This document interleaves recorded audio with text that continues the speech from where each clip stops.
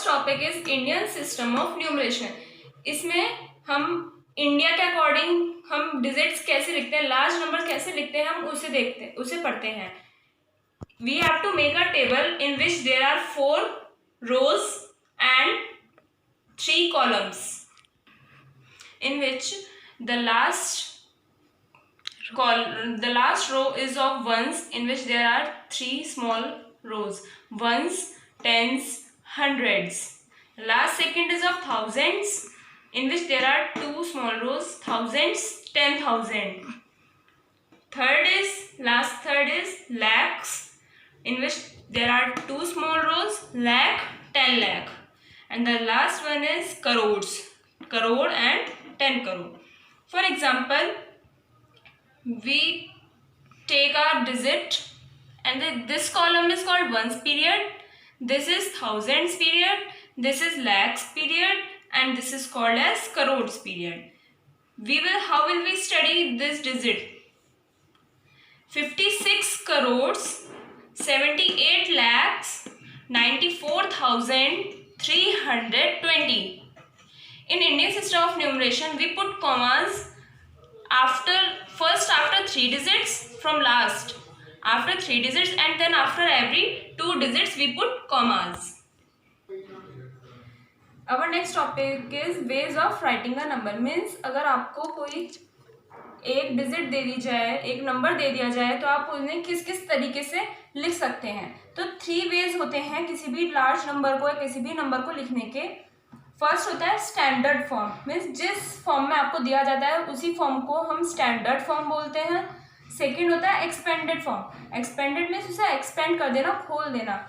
जैसे यहाँ पर हमारी डिजिट है 12 लाख, तो 1 जो यहाँ पर 1 है वो 1 डिजिट, उसके बाद फिर जीरोस लग जाते हैं, means 10 lakh, 10 crore plus 2 crore plus 60 lakh plus 0। अब यहाँ पर हमें आगे की जीरोस लगाने की नीड नहीं होती है।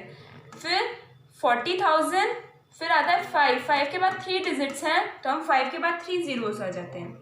उसके बाद 200 प्लस 10 प्लस 1, ये हमारी एक्सपेंडेड फॉर्म होती है।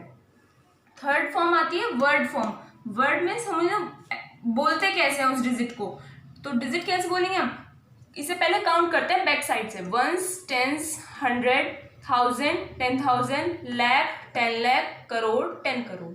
जैसा हमने इंडियन सिस्टम ऑफ न्यूमरेशन में सीखा था, उसके अकॉर्डिंग हम इसे बैक साइड से डिजिट्स को रिपीट करते हैं। तो डिजिट्स क्या, हमारे वर्ड फॉर्म क्या बन जाती है, 12 करोड़ 60 लाख 45,211।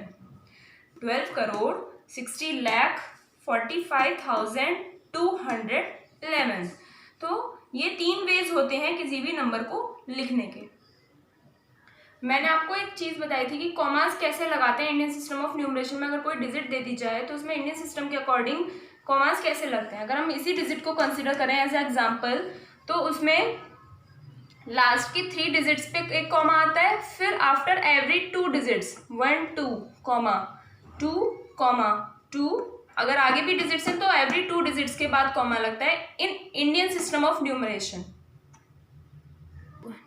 सो अवर next topic is face value and place value.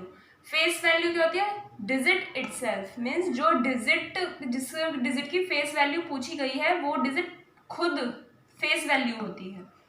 Place value क्या होता है, place value depends on the place it occupies in place value chart. Means place value chart जो मैंने इंडियन सिस्टम में बताया था उसी को हम प्लेस वैल्यू चार्ट भी बोलते हैं। उसमें उस डिजिट की क्या जगह है, किस कॉलम में वो आ रहा है, उसी को वो उसके अकॉर्डिंग उसकी प्लेस वैल्यू दी जाती है। As example, we are taking this digit, in this digit we have to tell face value and place value of 7। So the face value of 7 is 7। मैंने बताया था जिस डिजिट की पूछी जाती है वो डिजिट खुद फेस वैल्यू होती है। फेस से पता पड़ रहा है मीन्स जिस डिजिट के बारे में पूछा जा रहा है वही डिजिट फेस वैल्यू कहलाती है। अब बात आती है प्लेस वैल्यू की। 7 की प्लेस वैल्यू क्या है, वंस, टेंस, 100, 1000, यानी कि इसकी प्लेस क्या है प्लेस वैल्यू चार्ट में 1000 पर है। तो हम इसे 7 into 1000 क्यों क्या है, क्योंकि इसकी प्लेस जो है प्लेस वैल्यू चार्ट में वो 1000 पर है, तो 7000 इसका प्लेस वैल्यू हो गया। तो ये हो गई हमारी फेस वैल्यू और प्लेस वैल्यू के बारे में। Our next topic is successor and predecessor. Successor क्या होता है? After a given number, means जो आपको नंबर दिया गया उससे एक आगे का। Successor equals to given number plus 1, means जो आपको नंबर दिया गया है उसमें अगर आप 1 प्लस कर दें तो उसे सक्सेसर बोलते हैं। जैसे हमें डिजिट दी गई है 7598, तो हम इसमें अब 1 प्लस कर देंगे तो हमारे पास ये डिजिट आएगी, तो ये हमारा सक्सेसर हो गया। ऐसे ही predecessor before a given number, means जो नंबर दिया गया उससे एक नंबर पीछे। Predecessor equals to given number minus 1, जो डिजिट दी गई है उसमें से अगर हम 1 माइनस कर दें तो हमें प्रेडिसेसर मिल जाता है। For example 7598 equals two digit minus 1, तो हमें ये मिलेगा, तो ये हमारा प्रेडिसेसर हो गया। आज इस वीडियो में हम इतना ही पढ़ेंगे, आगे के टॉपिक्स हम नेक्स्ट वीडियो में डिस्कस करेंगे। अगर आपको कोई डाउट है तो आप कमेंट सेक्शन में पूछ सकते हैं, और वीडियो को लाइक शेयर ज़रूर करें, और अगर आप इस चैनल पर नए हैं तो सब्सक्राइब करना ना भूलें। Thank you. हेलो दोस्तों, अब हमने लास्ट वीडियो में सक्सेसर एंड प्रेडिसेसर पढ़ा था, और हमारा आज का टॉपिक है comparing and ordering large numbers, जिसमें हम ये पढ़ेंगे कि अगर हमें लार्ज नंबर्स दे दिए जाएं 2-4, तो उसमें हम कंपेयरिंग कैसे करते हैं, कंपेयरिंग की कौन सा ग्रेटर है, कौन सी डिजिट स्मॉलर है, और ऑर्डर कैसे देते हैं, उन्हें असेंडिंग ऑर्डर या डिसेंडिंग ऑर्डर में करना हो तो उन्हें हम कैसे करते हैं, तो हम वो पढ़ेंगे। उसमें रूल 1 आता है, number having more digits is greater than number having few digits, means जिस नंबर में ज़्यादा डिजिट्स होती हैं वो बड़ा माना जाता है, जबकि जिसमें कम डिजिट होती है वो छोटा माना जाता है। फॉर एग्जाम्पल ये एक टेबल बनाई, उसमें हमने 2 लार्ज नंबर्स फिल किए जो हमें क्वेश्चन में दिए गए हैं। अब अगर हम इन्हें काउंट करते हैं तो 1 2 3 4 5 6 7 8 9, इस वाली डिजिट में 9 डिजिट्स हैं, और इस वाली में 1 2 3 4 5 6 7, इसमें 7 डिजिट्स हैं। तो जिसमें ज़्यादा डिजिट्स हैं वो ग्रेटर होता है, और जिसमें कम है वो स्मॉलर होता है। Means 9 is greater than this digit is greater, and 7 is smaller, so this digit is smaller. Rule 2 is, if number having equal number of digits, we start counting from left until they get differ. अगर दोनों digits में equal number हैं, digits के दोनों numbers में, then हम left से counting करना स्टार्ट करते हैं जब तक कि वो डिफरेंट नहीं हो जाती उनकी digits. As a example we take 2 numbers having equal number of digits. In these examples, in both these numbers, both these have same number of digits. So we start count from left. This is left, then 1 1 2 2 4 4 5 5. Here there is 8 and there is 9. So which number is greater? The greater number is 9. Then this digit is greater. This number is greater than this. This is greater and this is smaller. This is our rule 2.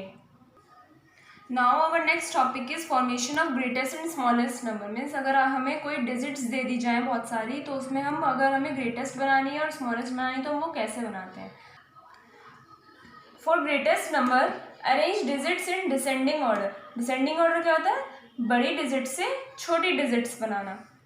Greatest number के लिए हमें जो digits दी गई हैं उन्हें हमें descending order में arrange करना होता है। फॉर एग्जांपल हमें ये सब डिजिट्स दी गई हैं, हम इन्हें डिसेंडिंग ऑर्डर में अगर अरेंज कर देते हैं तो हमें ग्रेटेस्ट नंबर मिल जाएगा।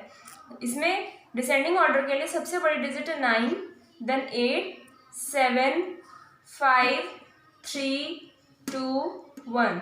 So this will become our greatest number. And always remember that if you have made a large number or greatest number or smallest number, any type of number, then we should always put commas according to Indian system.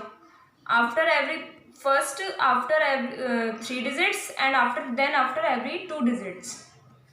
Now for smallest number we should arrange the digits in ascending order, means छोटे से बड़ी में order में हमें इन्हें arrange करना होता है. मीन्स हमें मान लीजिए यही डिजिट्स दे दी गई हैं तो हम इन्हें अरेंज कर देंगे असेंडिंग ऑर्डर में.